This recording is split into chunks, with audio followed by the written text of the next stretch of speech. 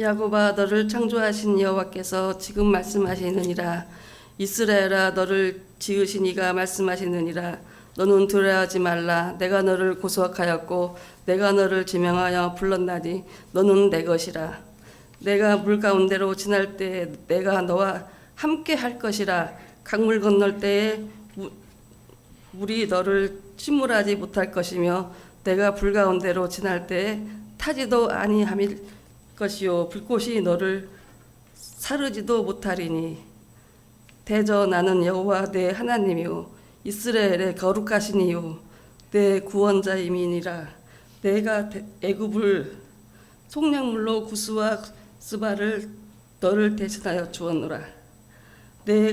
내가 내 눈에 보배롭고 존귀하여 내가 너를 사랑하였은즉 내가 내 대신 사람들을 내어주며 백성들이 내 생명을 대신하리니 두려워하지 말라. 내가 너와 함께하여 내 자손을 동쪽에서부터 오게 하며 서쪽에서부터 너를 모을 것이며 내가 북쪽에 이르기를 내놓으리라. 남쪽에 이르기를 가두어 두지 말라. 내 아들들 먼 곳에 이끌며 내 딸들을 땅끝에서 오게 하며 내 이름으로 불러보지 모든 자 곧 내가 영광을 위하여 창조한 자를 오게 하라. 그를 내가 지었고 그를 내가 만들었노라. 아멘. 백성들이 바라고 기다림으로 모든 사람들이 요한을 혹 그리스도신가 심중에 생각하니 요한이 모든 사람에게 대답하여 이르되 나는 물로 세례를 베풀거니와 나보다 능력이 많으신 이가 오시나니 나는 그의 신발끈을 풀기도 감당하지도 못하겠노라. 그는 성령과 불로 너희에게 세례를 베푸실 것이요 손에 당하지 못하겠노라. 손에 키를 들고 자기의 타작마당을 정하게 하사 알곡은 모아 곡간에 들이고 쭉정이는 꺼지지 않는 불에 태우시리라. 또 그 밖에 여러 가지로 권하여 백성에게 좋은 소식을 전하였으나 운봉왕은 헤롯 그의 동생이 아내 헤로디와 일과 또 자기가 행한 모든 악한 일로 말미암아 요한에게 책망을 받고 그 위에 한 가지 악을 더하여 요한을 옥에 가두니라. 백성이 다 세례를 받을새 예수도 세례를 받으시고 기도하실 때에 하늘이 열리며 성령이 비둘기 같은 형체로 그의 위에 강림하시더니 하늘로부터 소리가 나기를 너는 내 사랑하는 아들이라 내가 너를 기뻐하느니라 하시니라. 아멘. 하나님께서 우리에게 주신 말씀입니다. 네, 오늘은 이사야 43장의 말씀과 누가복음 3장의 말씀을 통해서 세례를 통한 좋은 소식이라는 제목으로 말씀의 은혜를 나누고자 합니다. 대림절로 시작하는 교회력은 성탄절을 지나 지난 1월 6일은 주현절이 됩니다. 교회력으로 세 번째 절기에 접어들었지요. 이 주현절은 이제 사순절이 시작하는 성회 수요일. 올해는 성회 수요일이 조금 빨라서 2월 18일이 이제 사순절이 시작되는데요. 그래서 2월 17일까지가 교회력으로 주현절기. 그래서 약 6주간을 지내게 됩니다. 주현이라고 하는 말은 나타남이라는 뜻이에요. 여러분, 성탄절은 예수님께서 이 땅에 육신의 몸을 입고 오신 것을 기뻐하고 감사하는 절기라면 이 주현절은 하나님의 아들로서 이 땅에 나타나신, 이 땅에 오신 예수님을 기억하고 또 예수님의 공생애를 묵상하는 절기입니다. 그래서 성탄절에는 예수님의 인성에 초점을 맞추었다면 이 주현절기에는 예수님의 신성에 초점을 맞추는 그러한 절기입니다. 특별히 이 주현절을 통해서 예수님이 이 땅에 구원자로 오셨다라고 하는 공생애가 시작이 돼요. 오늘 우리가 예수님이 세례받으신 그 말씀을 함께 나누게 될 텐데요.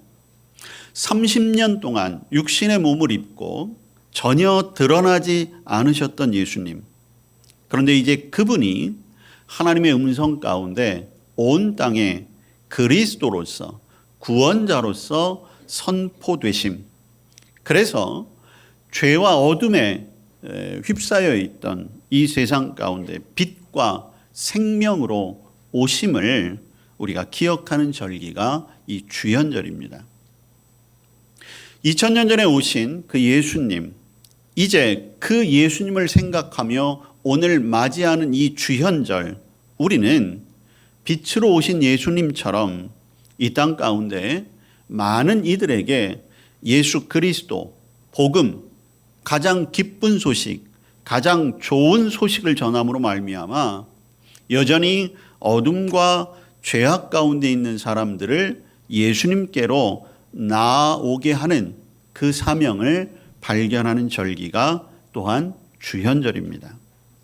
이 주현절기 기간 동안 저와 여러분이 하나님의 진실된 빛을 증언하는 절기, 그리고 저와 여러분이 빛된 자녀로서 우리의 삶이 이 세상 가운데 어둠을 비출 수 있고 또 좋은 소식을 전하는 통로의 삶이 될 수 있어야 할 것입니다.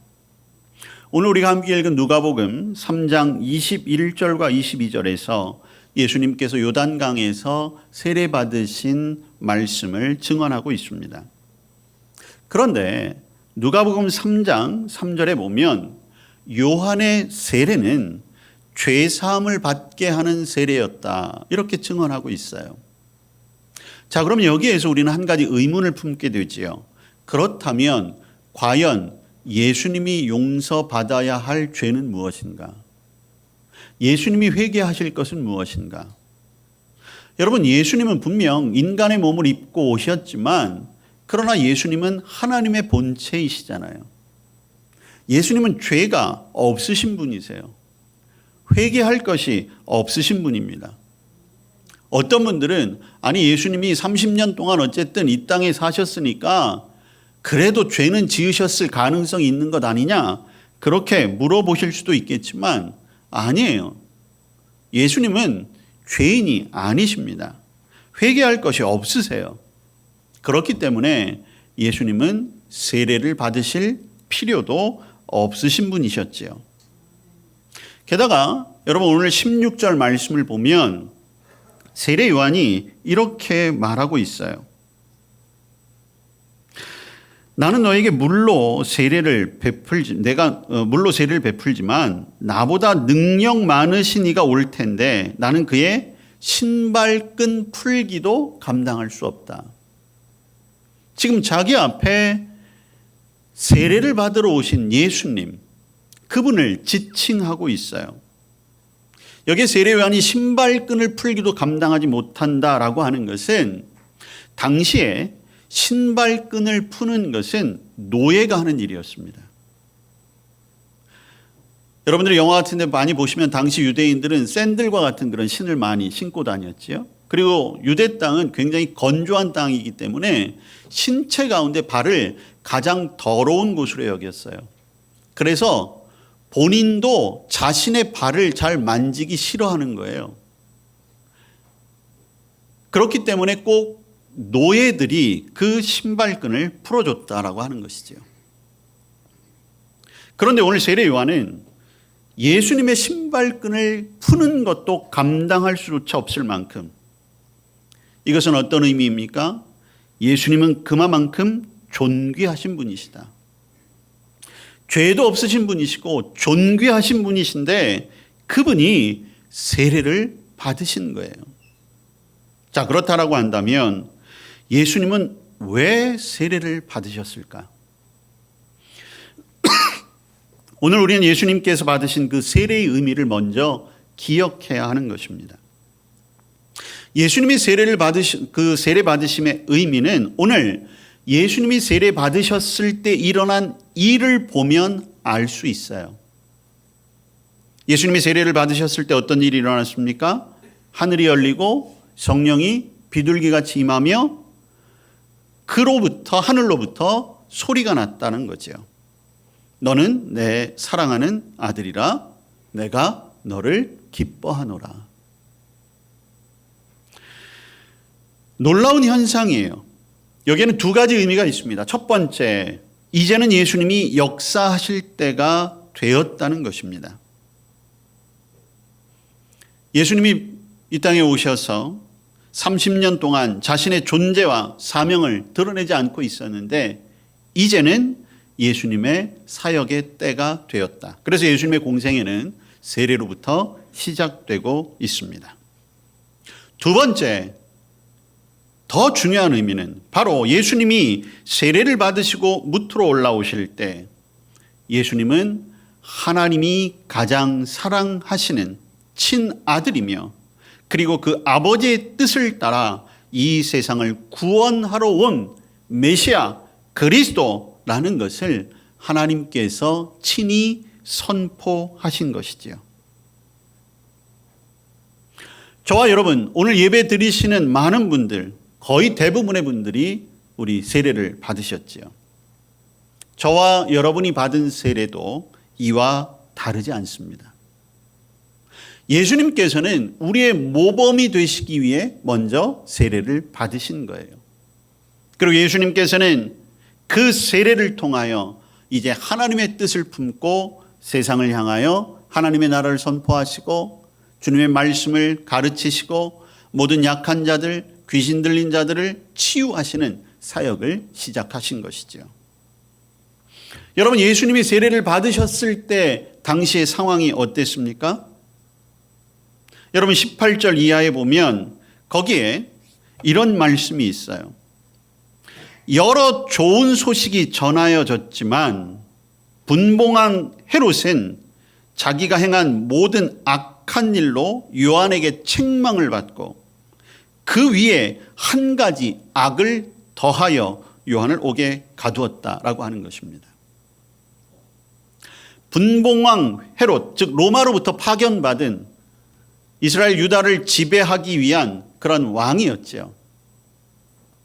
그런데 그 왕의 모습에서 왕의 모습뿐만 아니라 당시의 사람들의 모습을 알 수 있는 거예요. 여러분, 세례 요한은 오늘 본문의 말씀처럼 헤롯이 윤리적인 그러한 도덕적인 범죄를 저지르잖아요. 동생의 아내를 자신의 아내로 삼는 그러한 잘못에 대한 신랄한 비판을 하게 됩니다.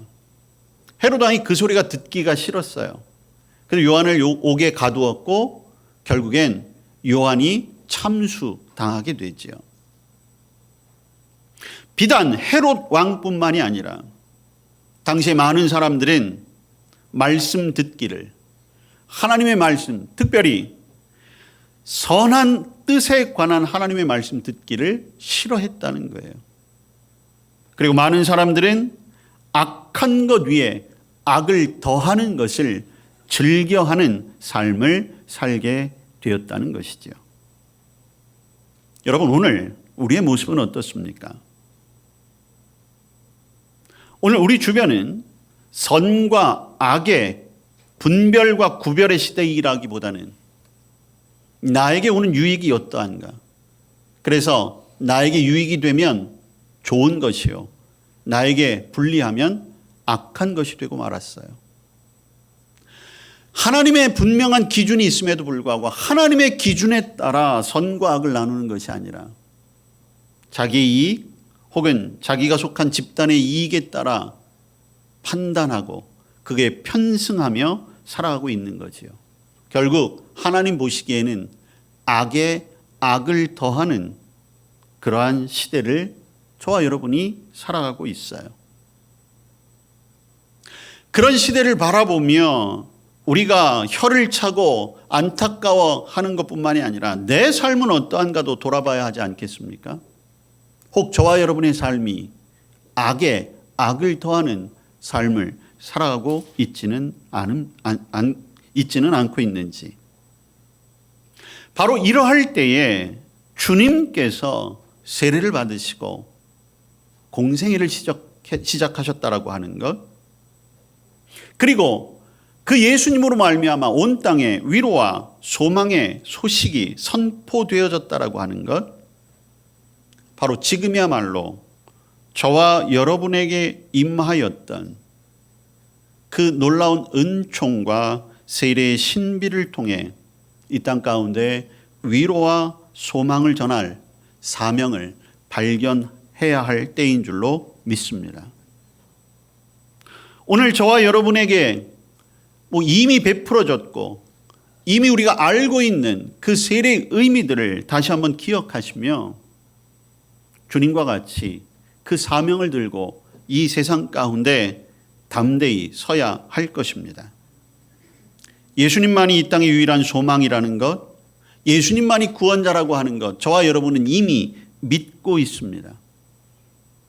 그리고 어찌되었든 최선을 다해 그 믿음 안에 살아가려고 하고 계시겠지요. 그러나 이제 그것으로 그치는 것이 아니라 오늘 세례 요한이 여러 가지로 권하여 백성에게 좋은 소식을 전하였던 것처럼 예수님께서도 친히 세례를 받으시고 그 이후에 많은 이들에게 좋은 소식을 전하며 하나님의 나라를 선포하셨던 것처럼 저와 여러분에게 그 때가 도래했음을 기억하시고 그 사명 감당하기에 주저함이 없으시기를 축복합니다. 또한 오늘 예수님의 세례 사건에서 하늘이 열리고 음성이 들렸다라고 했습니다. 그 누구에게도 이런 일은 일어나지 않았고 오직 예수님이 세례 받으셨을 때만 그런 일들이 일어났지요. 그러나 여러분, 이것은 당시 예수님에게만 일어난 사건이 아니라 오늘 저와 여러분에게도 동일하게 임하는 하나님의 음성으로 들으시기를 바랍니다. 저와 여러분이 이미 받은 세례가 무엇입니까? 죄사함을 받고 예수 그리스도와 연합해 하나님의 사랑으로 영생의 길을 걷게 됨을 의미하고 있어요. 저와 여러분은 거듭남, 새로운 창조의 삶 가운데 살아가게 된 것이지요. 저와 여러분 모두는 이제 새로운 존재가 된 것입니다. 예수님께서 세례 받으실 때 성령의 강한 임재가 있었던 것처럼 이미 저와 여러분에게도 성령 세례가 충만하게 부어진 줄로 믿으시길 바랍니다. 여러분, 오늘 예수님께 들려졌던 그 말씀은 이미 이사야 선지자를 통해 들려졌던 말씀이기도 해요. 오늘 우리가 함께 읽은 이사야 43장의 말씀, 여러분 1절 말씀을 보십시오. 1절 말씀에 분명히 하나님은 이사야 예언자를 통하여 이렇게 말씀하고 있어요. 내가 너를 지명하여 불렀나니 너는 내 것이라. 여러분, 하나님께서 수많은 사람들 중에 지명하여 부르셨어요. 저와 여러분을 부르셨습니다. 내 것이라고 하나님의 소유가 될 수 있는 놀라운 은혜를 주셨지요. 우리가 하나님의 소유가 되었다는 것, 은혜 중에 은혜요, 축복 중에 축복인 것입니다. 저와 여러분이 하나님의 소유가 된 백성이기에 이제는 어둠과 상관이 없어요. 지옥과는 상관이 없게 되었습니다. 중요한 것은 저와 여러분이 그 신분, 우리의 정체성을 바로 알아야 한다는 거예요. 우리가 그 정체성을 분명히 알고 확신하고 나아가면 우리 앞에 도사리고 있는 어떠한 방해, 장애물도 반드시 이겨낼 줄로 믿습니다. 두 번째로 오늘 하나님께서 우리에게 들려주신 음성은 무엇입니까? 여러분 2절 말씀을 보겠습니다. 내가 물 가운데 지날 때 내가 너와 함께 할 것이라.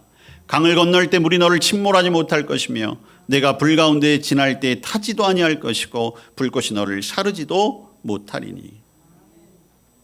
하나님은 우리의 신분을 바꾸어 하나님의 소유가 되게 하셨을 뿐만 아니라 우리를 보호하신다고 말씀하고 계시는 거예요. 여러분, 강을 건널 때 침몰하지 못할 것이다. 이스라엘 백성들의 애굽에서 나와 홍해를 건널 때 그 장엄했던 장면들이 떠오르십니까? 하나님의 권능으로 홍해를 육지와 같이 건넜던 것처럼 저와 여러분도 불가능할 것 같은 일, 그러나 하나님은 하게 하실 줄로 믿습니다. 불 가운데 지나도 타지 않고 불꽃이 사르지 못할 것이다. 여러분, 다니엘과 그 세 친구 기억하십니까? 그들은 하나님을 믿는 것 때문에 풀무불 속에 던져지기도 하고 사자굴 속에 던져지기도 했습니다.